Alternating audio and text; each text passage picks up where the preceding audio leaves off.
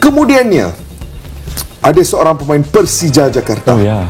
Halo guys, jumpa lagi guys. Gimana nih kabarnya teman-teman semua nih? Pastinya kabar teman-teman semua dalam keadaan sehat ya, dan keluarga juga semua dalam keadaan sehat walafiat. Kali ini guys ya, kita akan mereaksi satu video miliknya Info Kece Badai. Ya, macam mana cara kita bersaing dengan Indonesia? Malaysia sudah pesimis nih kayaknya. Beberapa hari yang lalu guys ya, kembali timnas kita membuat kejutan ya dengan mampu menahan imbang Australia. Karena di atas kertas pastinya timnas kita ini kalah jauh lah ya sama Australia. Bahkan dari peringkat saja ya, peringkat FIFA dunia aja kita kalah jauh banget ya dengan Australia. Tetapi timnas kebanggaan kita mampu ya meladeni Australia. Dan tidak usah berlama-lama guys ya, seperti apa nih isi dari video Info Kece Badai? Langsung saja ya kita tonton videonya. Namun teman-teman jangan lupa ya nanti kunjungi channelnya Info Kece Badai. Linknya saya taruh di deskripsi, dan pastinya teman-teman jangan lupa di subscribe ya. Oke, langsung kita tonton videonya.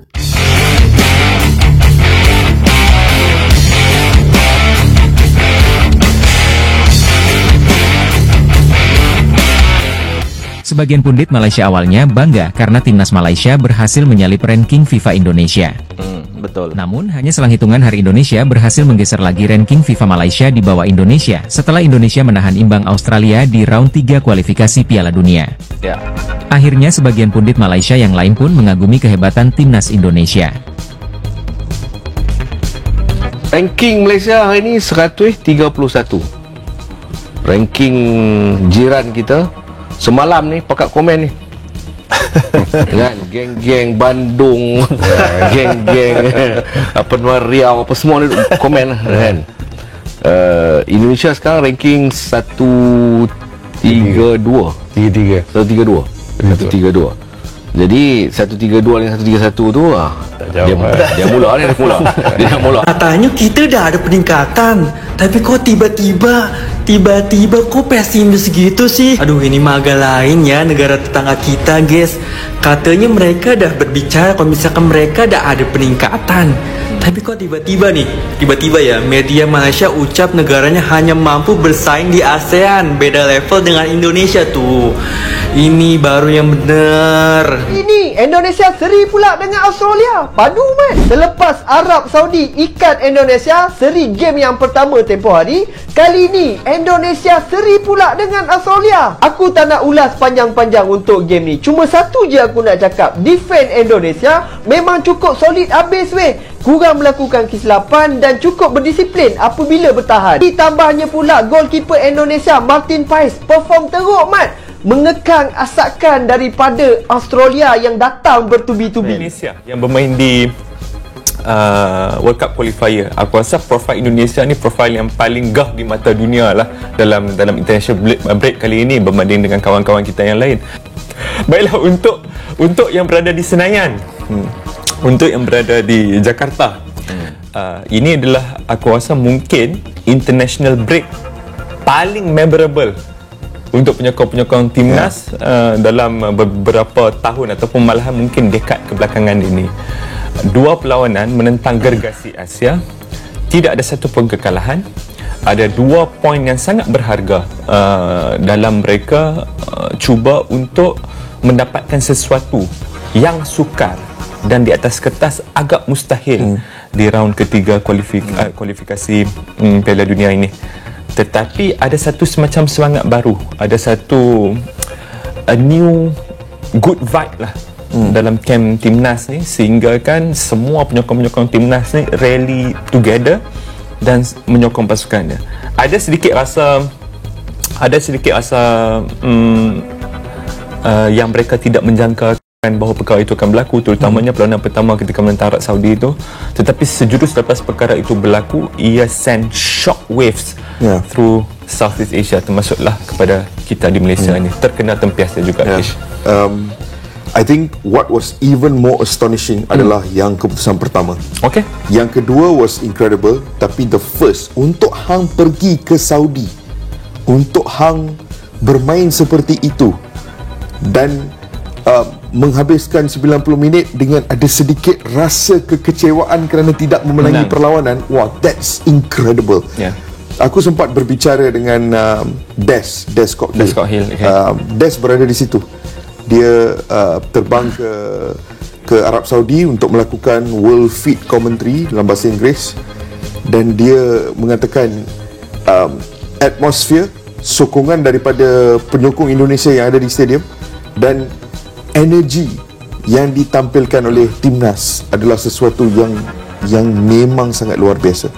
Cara mereka bermain, cara mereka mendatangkan masalah, tidak ada rasa takut langsung. Kita kan pernah menyentuh bagaimana antara benda paling sukar untuk mana-mana negara Asia Tenggara dalam konteks bola sepak adalah untuk overcome inferiority complex. Kita pernah sentuh benda ni lah episod-episod lepas kan.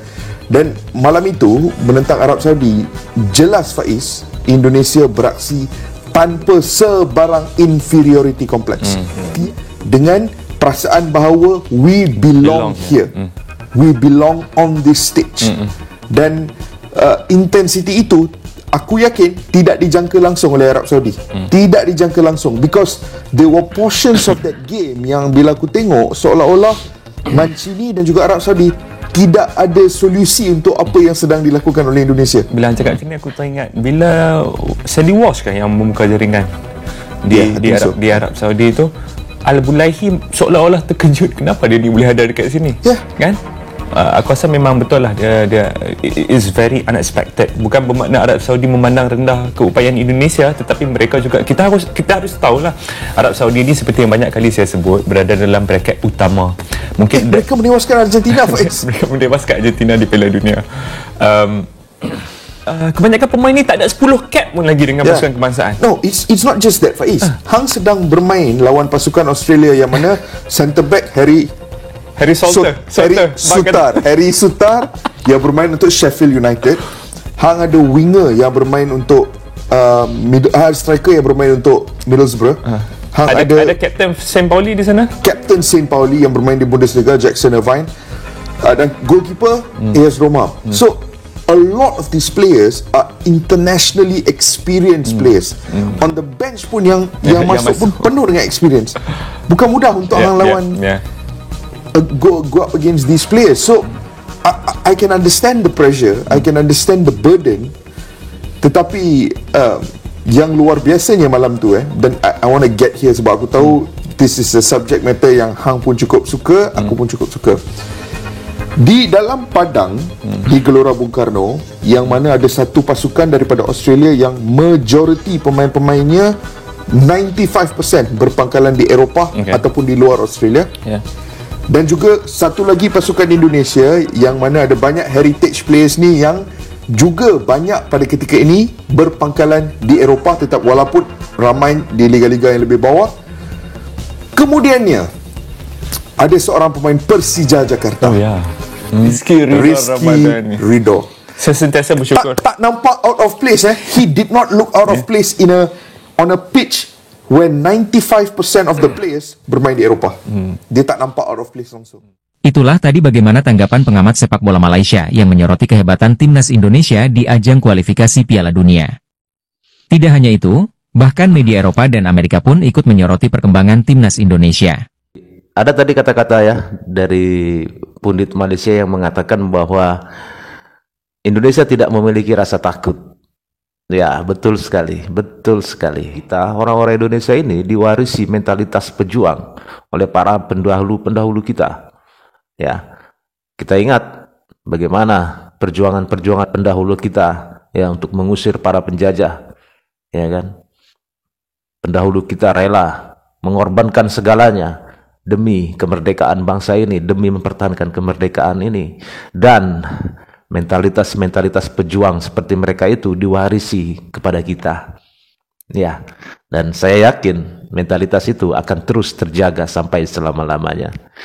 Saya sangat-sangat yakin inilah kita, orang-orang Indonesia. Ya, semoga saja guys ya, timnas kita nanti benar-benar lolos ke putaran Piala Dunia 2026 ya. Selalu kita dukung dengan doa ya guys ya. Oke, sampai di sini dulu teman-teman videonya. Semoga video ini bermanfaat. Sampai ketemu lagi di video-video selanjutnya. Tetap semangat, salam sukses buat kita semua.